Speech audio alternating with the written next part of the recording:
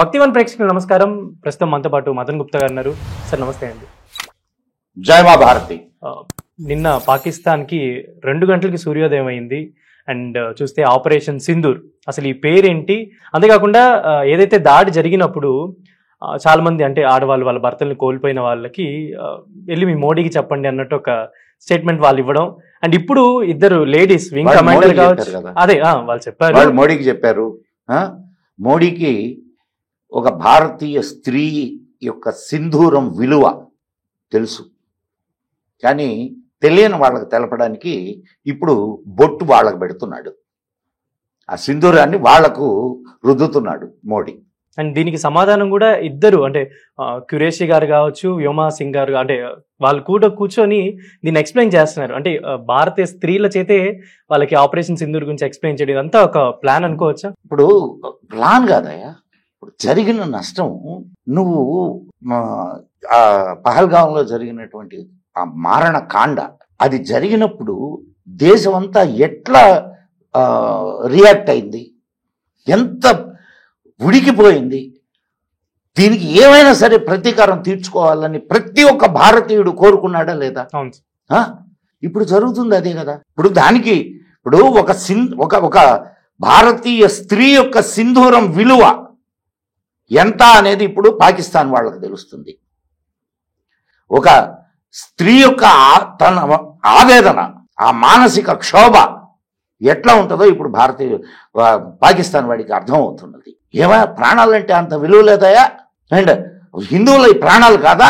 ఇప్పుడు ఎంతమంది చేస్తారో చావని, రాక్షసులు ఎంతమంది చేస్తే ఏమయ్యా? మనుషులు చేస్తే బాధపడాలా, రాక్షసులు చేస్తే బాధ ఎందుకు? ఇది ఈ అటాక్ చూస్తే కూడా క్లియర్ గా ఎక్స్ప్లెయిన్ చేస్తున్నారు.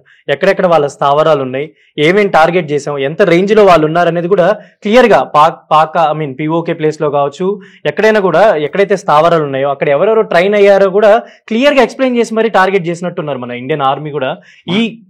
నీకు ఒక విషయం చెప్తాను. నేను అక్కడ కూర్చుంది అజిత్ దోవాల్. అజిత్ దోవాల్ పాకిస్తాన్ లో ఉండి వచ్చిన వాడు. అండ్ పాకిస్తాన్ లో మన వాళ్ళు ఎంతమంది ఉన్నారో ఎవడు అంచనా వేయలేడు. వాళ్ళు ఏమనుకుంటున్నారంటే ఇక్కడ ఐఎస్ఐ తరఫున మనం చాలా మందిని ఇక్కడ ఏర్పాటు చేసుకున్నాము, స్లీపర్ సెల్స్ ఉన్నారు ఇక్కడ, అది ఇది అనుకుంటుంటారు. కానీ పాకిస్తాన్లో మన వాళ్ళు ఎంతమంది ఉన్నారు అనేది ఎవరికి తెలియదు. ఈరోజు పాకిస్తాన్లో ఏ ప్రదేశం ఎక్కడ ఉన్నది అనే ప్రతి ఒక్క విషయం మన ఆర్మీకి తెలుసు.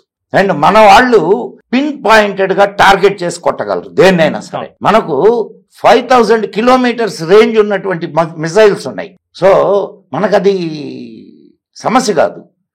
ఇప్పుడు అది ఇప్పుడు మనం ఎట్లా చేస్తూ ఉంటామో వాళ్ళు కూడా మన రహస్యాలను తెలుసుకోవడానికి ప్రయత్నాలు చేస్తుంటారు. కొన్ని రహస్యాలు వాళ్ళకి తెలుస్తుంటాయి. కానీ దాన్ని ఎంత గట్టిగా మనం అటాక్ చేయగలము. ఇప్పుడు ఒక చిన్న విషయం చెప్తాను నేనయ్యా. వాళ్ళ జాతి మనస్తత్వం ఏంటంటే, నా అంత చూడలేడు, నేనే మగోడిని, నేను లేస్తే మనిషిని కాదు, లేయడానికి కాళ్ళు ఉంటాయి కదా, లేయడానికి కాళ్ళు ఉంటే లేస్తాడు, కాళ్ళు లేకపోతే ఏం లేస్తాడు? ఆయుధ సంపత్తి లేదు. పోనీ ఇప్పుడు నాకు అణుబాంబులు ఉన్నాయి, న్యూక్లియర్ బాంబులు ఉన్నాయి. అక్కడ బాంబు లేసిన వెంటనే ఇక్కడి నుంచి దాన్ని పేల్చేయగలిగినటువంటి, పాకిస్తాన్లోనే పేల్చేయగలిగినటువంటి సామర్థ్యం మనకుంది. దేనికి భయపడాల్సిన పని లేదు మనం. కానీ ఒక పక్కలో బల్లాన్ని, ఒక పక్కలో పాముని పెట్టుకొని ఎన్నేళ్లు బతుకుతావు నువ్వు? 70 ఏళ్ళు కాంగ్రెస్ ప్రభుత్వం హిందువులు అనే ముసుగేసుకొని పరిపాలించింది. కాబట్టి మనం దేనికి ఇప్పుడు వచ్చినటువంటి ప్రభుత్వం హిందువుల కష్టాలు కన్నీళ్లు తెలిసినటువంటి ప్రభుత్వం. ఆపరేషన్ సింధూర్ అనేది ఇప్పటి వరకు జరిగిన అటాక్స్ కి కూడా ఒక సమాధానం అని చెప్పుకోవచ్చు. ఎందుకంటే ఈ వీడియోలో మెన్షన్ చేస్తున్నప్పుడు ముంబై అటాక్ గురించి కావచ్చు, పుల్వామా అటాక్ గురించి కావచ్చు, యూరి అటాక్ గురించి కావచ్చు, ఇప్పుడు పహల్గామ్ అటాక్ గురించి కావచ్చు, ప్రతి ఒక్కటి కూడా స్టార్టింగ్ లో మనకు ఒక వీడియో చూపించి మరి ఇలా జరిగింది, ఇన్ని సంవత్సరాల నుంచి ఏం జరుగుతుంది ఇండియా మీద అని చెప్పి చూపించి మరి క్లియర్ గా ఇవాళ ఏం చేసామనేది చూపించి చెప్తున్నారు. ఇంకా మన ఎగవలు ఉన్నారు ఇక్కడ కొంతమంది, ఏది ముఖ్యమంత్రులు అండ్ రాజకీయ నాయకులు. ఉరి మీద అటాక్ జరిగిందా, మన వాళ్ళు స్ట్రైక్ చేశారా అనే అనుమానాలు వ్యక్తం చేస్తుంటారు. సైన్యం ప్రతిదీ నీకు రహస్యాలన్నీ ఏమన్నా ఇప్పుడు నిన్న అటాక్ జరిగిందయ్యా, అటాక్ జరిగేంత వరకు తెలుసా నీకు? అస్సలు తెలియదు సార్ ఎవరు. నీకే తెలియకపోతే, నీ దేశంలో నీకే తెలియకపోతే పాకిస్తాన్ వాడికి తెలుస్తుందా? లేదు చెప్పి చేస్తారా? రాయా నిన్ను మేము నిన్ను తంతాము, లేకపోతే ఇక్కడ బాంబులు వేస్తాము అని చెప్తారా? చేసేదేదో చాలా గుట్టుగా చేస్తారు, చేసిన తర్వాత తెలుపుతారు. మాకు ముందు తెలియదు కదా, నువ్వు చెప్పలేదు కదా, కాబట్టి ఇది జరగలేదు. తప్పు కదా. ఇక నుంచి ఇలాంటి దాడులు జరగకుండా ఉండాలి అని చెప్పి ఇండియా ఒకటే ఇక్కడ మన వాళ్ళు ఆలోచిస్తున్నటువంటి విధానం ఏం ఆలోచిస్తున్నారో ఇప్పుడైతే నాకు తెలియదు. ఇది మన ప్రభుత్వం ఏం ఆలోచిస్తుంది, సైన్యం ఏం ఆలోచిస్తుందో నాకు తెలియదు. కానీ ఇక్కడ దాడి జరిగిన ప్రతిసారి పాకిస్తాన్ సైన్యాన్ని కానీ కొడతా ఉంటే మన వాళ్ళు ఈ దాడులు అక్కడ ఆగిపోతాయి. ఈ దాడులన్నిటికీ మూల కారణం సైన్యమయ్యా. సైన్యం ఐఎస్ఐ చేయిస్తున్నటువంటి దారుణాలు ఇవన్నీ. అక్కడ ఒకరికొకరికి సంబంధాలు బాగానే ఉంటాయి అంటే ఆర్మీకి కావచ్చు, అక్కడ తీవ్రవాదులకు కావచ్చు, సంబంధాలు ఎక్కువ ఉంటాయా? చేయించేదంతా వాళ్ళైతే సంబంధాలు బాగుంటాయా ఏంది? ఇప్పుడు హఫీజ్ సయీద్కి ఎవరి రక్షణ 4 అంచెల రక్షణ ఇస్తున్నారు. ఒక ఇంటర్నేషనల్ తీవ్రవాదిగా గుర్తింపబడినటువంటి వాడికి 4 అంచెల సెక్యూరిటీ పాకిస్తాన్ సైన్యం ఇస్తుంది. అంటే నువ్వు చేయిస్తున్నట్ట కాదా? ఎందుకు నిన్నగాక మొన్న వాళ్ళ మంత్రి యూకేలో పత్రికా ప్రెస్ కాన్ఫరెన్స్ లో ఏం మాట్లాడాడు? 30 సంవత్సరాల నుంచి మేమే పెంచి పోషించాము ఈ టెర్రరిజంని మీకోసం, యూకే యుఎస్ల కోసం అని చెప్పి మాట్లాడాడు. అంటే ఒప్పుకుంటున్నట్టే లేదా మేమే అని? ఇంకా మనకేంటి? అసలు మనం ఎందుకు ఆలోచించాలా అంటున్నా. ఇప్పుడు తీవ్రవాదం లేకుండా ఎంతమంది చచ్చిపోయారయ్యా? మన హైదరాబాద్లో లుంబిని పార్క్ కానీ, గోకుల్ చాట్ కానీ ఎంతమంది చచ్చిపోయారు? ఏం వాళ్ళ ప్రాణాలు కదా? అమాయకమైనటువంటి ప్రజలు వీళ్ళ టెర్రరిజానికి, ఇస్లాం టెర్రరిజానికి బలి కావాలనా? కొడితే ఒకసారి పోద్ది, అయితే అయింది. అయితే ఇప్పుడు ఈ ఆపరేషన్ సింధూర్కి సంబంధించి కూడా కొన్ని ప్లేసెస్ లో, ఇండియాలో కొన్ని ప్లేసెస్ లో, ఇప్పుడు వైజాగ్ కావచ్చు, హైదరాబాద్ కావచ్చు, కొన్ని డ్రిల్స్ కూడా ఏర్పాటు చేస్తున్నట్టు, అంటే ఎలా మనం రక్షించుకోవాలని, అంటే మన ప్రభుత్వం అందరినీ రెడీ చేస్తుందా? ఒక వారికి ఏదైనా సంకేతాలు? ఇది క్వైట్ కామన్ ఫెనామినా. ఇప్పుడు ఎక్కడ ఏ దేశమైనా సరే, అయితే ఇంకా మన దేశానికి అటువంటి ఇది రాలేదు. ఇది మొదటిసారి. అసలు మీకు 1971లో అయితే వార్ జరిగిన తర్వాత జరుగుతున్నప్పుడు ఇక్కడ మాక్ డ్రిల్ చేశారు. ఇక్కడ 1971లో అదే బంగ్లాదేశ్ విముక్తి. చాలా దేశాల్లో ఈ మాక్ డ్రిల్ అనేది చాలా కామన్ ఫినామినా, అంటే ప్రాక్టీస్ అన్నమాట. యుద్ధాలు ఎప్పుడు వస్తుంటాయి, అటువంటప్పుడు ప్రజలు ఎట్లా తమను తాము కాపాడుకోవాలి, ఏ జాగ్రత్తలు తీసుకోవాలి, ఎటువంటి సిగ్నల్ వచ్చినప్పుడు ఎటువంటి నిర్ణయాలు ప్రికాషన్స్ తీసుకోవాలి అనేది ప్రజలకు నేర్పిస్తారు. కొన్ని దేశాల్లో అయితే ప్రజలు ఎట్లా తిరగబడాలో కూడా నేర్పిస్తారు, డిఫెన్స్ ఎలా చేయాలో కూడా నేర్పిస్తారు. సో ఇప్పుడు ఇటువంటి విపత్కర పరిస్థితులు వచ్చినప్పుడు నువ్వు వాళ్ళు రిటాలియేట్ కారని ఎందుకు అనుకుంటున్నావు? ఇప్పుడు వాడు కూడా రియాక్ట్ అవుతాడు. వాడు ఏదో కొన్ని విమానాలనో లేకపోతే వాడికి ఉన్నటువంటి మిజైల్స్నో దేన్నో నీ మీద టార్గెట్ చేస్తాడు. నీ మీద టార్గెట్ చేసినప్పుడు గాలిలో లేపేయగలరు మన వాళ్ళు. మనకి S-400 ఉంది. అండ్ రీసెంట్గా మనకి DRDO ఒక లేజర్ దీన్ని కూడా మన వాళ్ళు తయారు చేశారు. సరే, అది ఇంకా ఇంకా పరిశోధనల ఇదిలోనే ఉంది.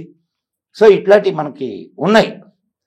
ఎన్ని ఉన్నా ఇన్ కేస్ ఒకటి దారి తప్పి జరిగిందనుకో, అప్పుడు చేస్తే అప్పుడు నష్టం లేకుండా ఉండాలా. అంత సాహసం ఇప్పుడు చేస్తారని అనుకుంటున్నారంటే, ఇప్పుడు ఆపరేషన్ సింధూర్ ఏదైతే ఇప్పుడు జరుగుతుంది, పిచ్చోళ్ళ చేతుల్లో రాయి వేయొచ్చు, దానికేముంది. ఇప్పుడు ఎలా ఉండబోతుంది సార్ ఇప్పుడు తదుపరి పరిణామాలు కావచ్చు? అంటే ఇన్ని రిటాలియేషన్ చెయ్యాలనే కోరుకుంటున్నాను నేను. రిటాలియేట్ అయితే మాత్రం ఇంకా ఎన్ని టార్గెట్లు ఉన్నాయో మనకు తెలియదు, నీకు నాకు తెలియదు. ఎందుకు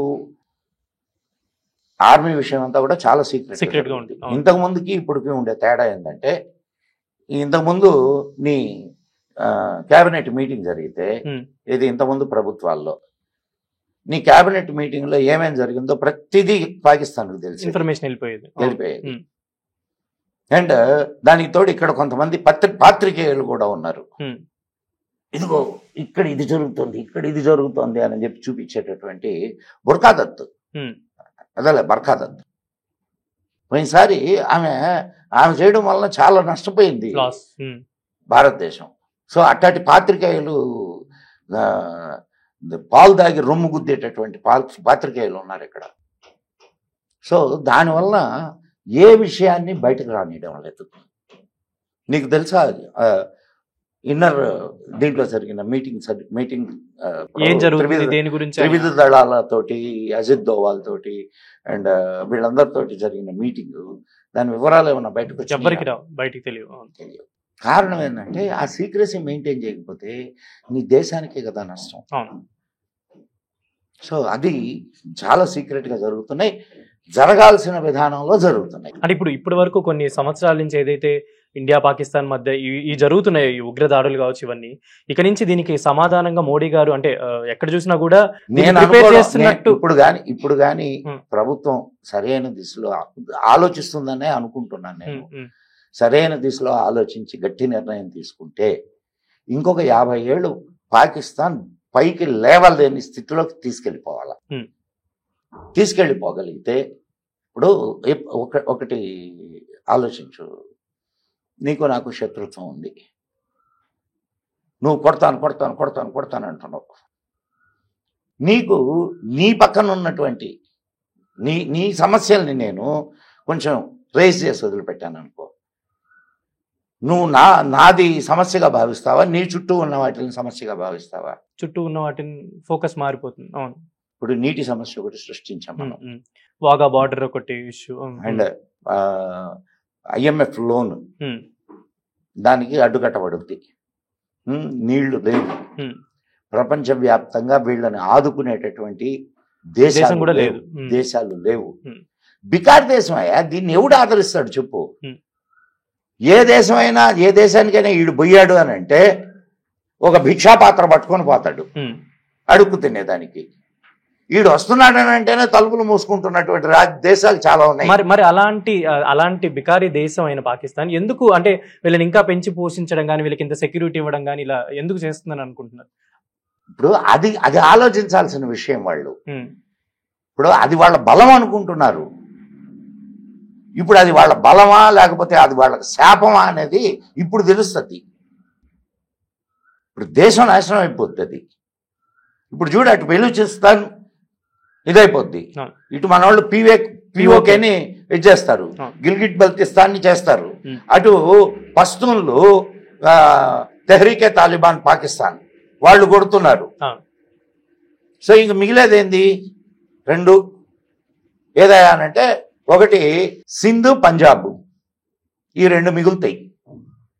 ఇప్పటికే దాన్ని 2 చేసాం, పాకిస్తాను బంగ్లాదేశ్.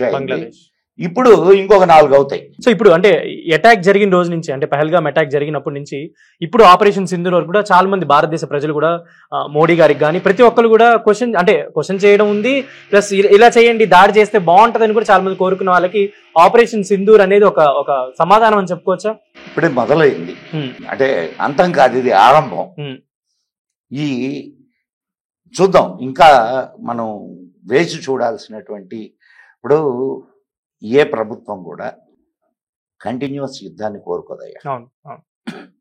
ఇప్పుడు మనకు ఒక సామెత ఉంది, కోర్టుకు ఎక్కిన వాళ్ళు గెలిచినోడు ఓడినోడు ఇద్దరు ఏడుస్తారు, ఇద్దరు బాగుపడతారు. అవునా కాదా? అట్లనే యుద్ధం జరిగినప్పుడు గెలిచిన దేశము కొంత కోల్పోతుంది, ఓడిన దేశం కొంత కోల్పోతుంది. కాబట్టి ఏ దేశం కూడా లాంగ్ టర్మ్ యుద్ధం చేయాలని కోరుకోదు. అయితే నేను ఇందాక కూడా ఒక వీడియో చూసాను, అక్కడ రిప్రజెంటేటివ్స్ కావచ్చు, మీడియా వాళ్ళు కావచ్చు, కొంచెం అంతే బాధపడుతున్నట్టున్నారు కదండి ఈ స్ట్రైక్ కి. మేమేం చేసామన్నట్టు ఒక బాధ. కొన్ని మేమేం చేసామేందయ్యా? అది కాదు. ఇప్పుడు నువ్వు ఎన్నుకున్న ప్రభుత్వం అక్కడ తప్పు చేస్తే తప్పు నీది కాదు. ఎందుకు నువ్వు సరైన వాడిని ఎన్నుకోవాలా? మేమేం తప్పు చేశామనంటే ఇప్పుడు దాకా భారతదేశంలో రక్తాన్ని పారిస్తాం, జిహాద్ చేస్తాం, మేమేంటో చూపిస్తాం, గజవాయే హిందూ దేశాన్నంతా మేము ఇస్లామిక్ దేశంగా మారుస్తాం. ఇవన్నీ మాటలు మాట్లాడింది కామన్ పీపుల్ కాదు. అక్కడ నాయకులు మాట్లాడారు, కామన్ పీపుల్ మాట్లాడారు. జిహాదీలయ్యా వాళ్ళు. జిహాదీల మీద కరుణేంది? లేకపోతే వాళ్ళు నిన్ను చంపుతారు. కాబట్టి ఇప్పుడు సరే, దాంట్లో మంచి వాళ్ళు కూడా ఉంటారు, లేరు ఉండరు అని చెప్పను. ఇనుముతో చేరిన నిప్పుకు కూడా సమ్మెట దెబ్బలు తగులుతాయి. తగలని మంచిదే. ఇప్పుడు నీ వల్ల నాకు ప్రాబ్లం ఉందయ్యా, నీకు ప్రాబ్లం వస్తే నేను ఎందుకు ఆలోచించాలా? నిన్నెప్పుడు నేను ప్రాబ్లంలో ఉంచాను అనుకో, నేను ప్రశాంతంగా నిద్రపోవచ్చుగా. చాలా సింపుల్ చాణక్య. సో ఎప్పుడు నిన్ను ప్రాబ్లంలో ఉంచడమే ఇప్పుడు జరుగుతున్నటువంటి విషయం. కానీ ఇది శాశ్వత పరిష్కారంగా ఇంకా వన్స్ ఫర్ ఆల్ ఇక ప్రాబ్లం లేదు, ఇక ఈ దేశం నుంచి ఇటువంటి అటాక్స్ జరగవు, టెర్రరిజం అనేది ఇక ఉండదు అనే దాకా తీసుకొని రాగలిగితే ప్రభుత్వం, ఇది చాలా మంచి యుద్ధం. And war is for piece. ఇంకా అంతే sir. Thank you so much for joining. జై మా భారతి, జై హింద్.